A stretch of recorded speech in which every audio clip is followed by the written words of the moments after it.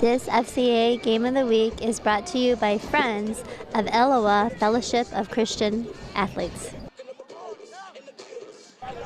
When Andrew Hofer came here 5 years ago to rebuild the Polo Marcos program, he had a foundation that goes far beyond football. Well, 5 years later, the Marcos enter the playoffs with a 9-0 record. And as they match up in the first round against Westminster Christian, the Marcos are hoping for a skyscraper of a playoff run. The visiting Warriors are ahead of the game, just 3 years into the program and into the playoffs at 6-3. On the opening kickoff, Xavier Brown cuts the field in half, returning it to the 50. And they move the ball on that drive. That's Marcus Graysman, 15 yards to the Polo 35. But the Marco D settles in. That's Dylan Beers darting in for the quarterback sack. Now on offense, Beers bounces to the outside for good yardage, and the Marcos are rolling down the field. Soon after, the home team scores. The touchdown Twins get it done as Brody Grobe gives to his twin brother Brooks Grobe for the touchdown. Marco D coming up big moments later as the Warriors fumble. Ethan Kane pounces on it at the Westminster Christian 22. Polo faces 4th and 5, and that's Brody Grobe. The play action to Richie Bartnick for the touchdown, extending the Marcos lead to 12-0. Second quarter, Brody Grobe turns on the speed. Down the sideline he goes 53 yards to pay dirt as the lead swells to 20-0.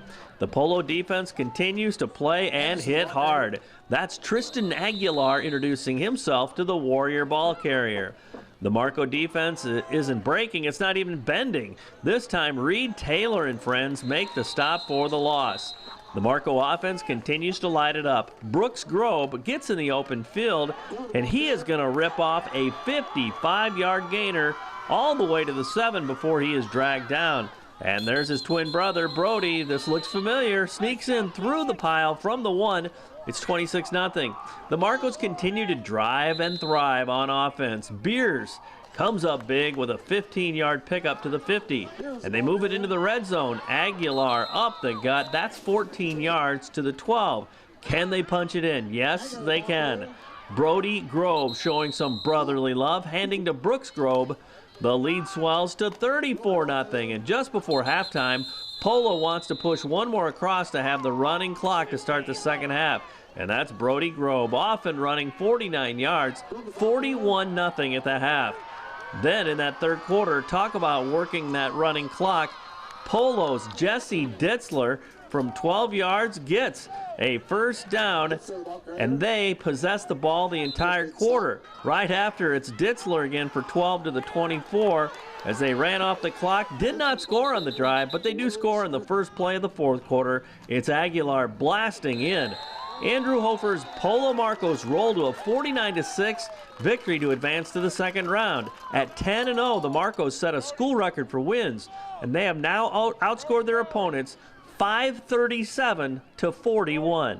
It's good to get people in, especially in the playoffs. It's a good experience, and it's good we came out with a bang. Unlike last year where we kind of had the jitters, and we had the experience this year, and we were able to get out strong, and that just had the momentum the rest of the game, and it worked out for us. Was that kind of happening even in practice too, like kind of been there and done it? You knew your way around the playoffs and stuff? Yeah, we knew it was them being their first year in the playoffs. We knew they might have jitters like us, and we were making sure we were focusing off of last year's results, and we wanted to make sure we come in strong practice, and the tension was kind of eased up all week in practice, I can say. Mm-hmm. What has been effective all year? Obviously, you guys put up some crazy numbers, but what's worked every Friday night on both sides of the ball?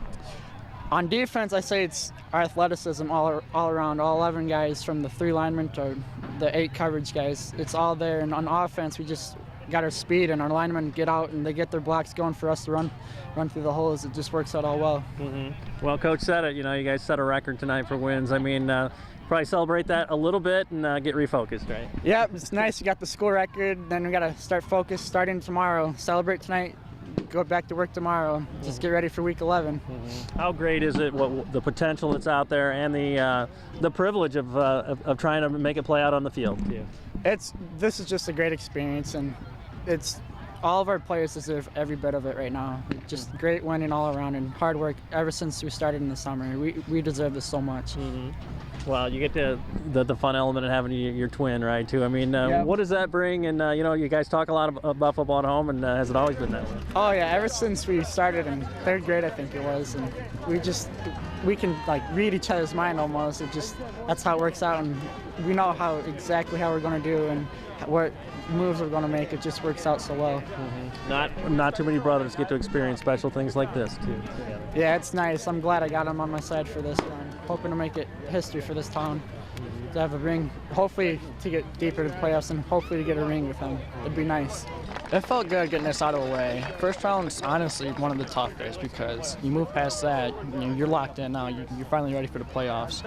Teams like them, I mean, they're a really good team. I give credit to them the whole season. They play their heart out, and I like that about an opposing team. And they gave us a battle the first quarter a little bit, first drives.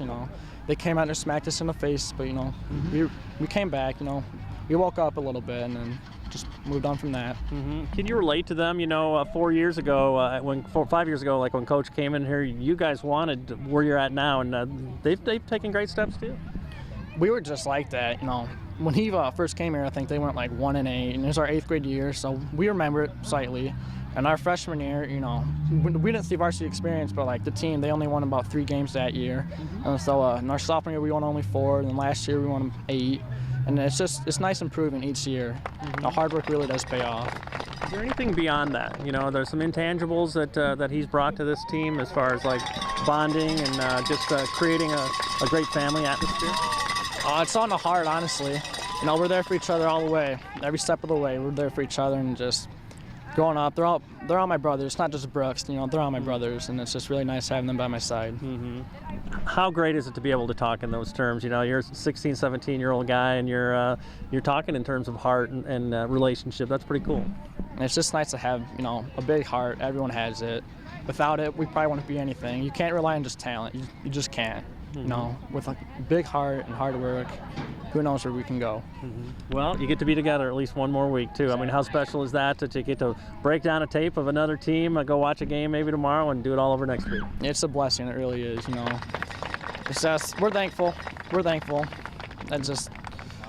I'm almost speechless. It's just, I'm happy where we were last year, though. Last year we lost in the 2nd round, so we're going to move on from that. We had a good game plan coming into the week, and the kids had a really good week of practice. We had some pretty poor weather this week with practice, but I thought that they focused a little bit and executed, and we had a good night. Was tonight kind of a microcosm of what the season's been like, what you've been able to do? Yeah, we've had a lot of games that we've been fortunate to have like this year, and gotten to play a lot of guys getting experience, and our athleticism is really deep, and so we've been able to get a lot of guys in. What has been consistent, the things you've been pleased with, and how has the team grown since week 1?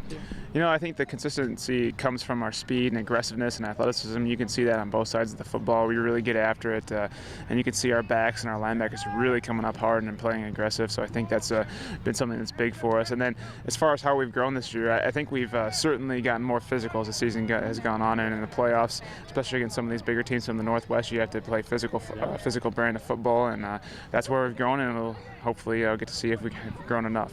Fun to make history, but I know back to the drawing board and back to work tomorrow, right? Yeah, we tell the guys, the night of the win, you celebrate, you have a little fun, but tomorrow we're back to work.